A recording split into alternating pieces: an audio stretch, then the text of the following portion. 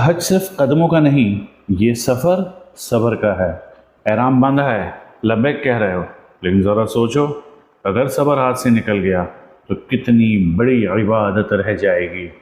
حج ہجوم کا نام ہے، دھکے ہوں گے، پسینہ ہوگا، قطاریں لمبی ہوں گی، انتظار تھکائے گا۔ یہ سب اتفاق نہیں، یہ امتحان ہے۔ حاجی، ایک لمحے کا غصہ، ایک تلخ جملہ، ایک دھکا یا بد دعا تمہاری اتنی بڑی عبادت کو چھوٹا کر سکتی ہے۔ یاد رکھو، حج میں سب برابر ہے، نہ کوئی وی آئی پی، نہ کوئی عام۔ جو صبر میں آگے وہی اللہ کے نزدیک آگے۔ زبان کو قابو میں رکھو۔ صبر وہ نہیں جو مسجد میں آسان ہو، صبر وہ ہے جو ہجوم میں آزمائش بن جائے۔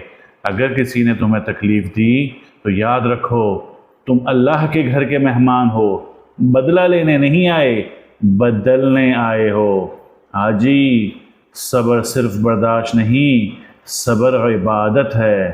ہر خاموشی صدقہ ہے، ہر مسکراہٹ حج کا وزن بڑھاتی ہے۔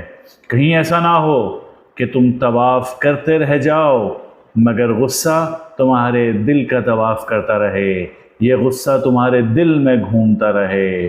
آخر میں یہ بات یاد رکھو، بڑا حج وہ نہیں جو آنکھوں نے دیکھا، بڑا حج وہ ہے جو اخلاق نے بنایا۔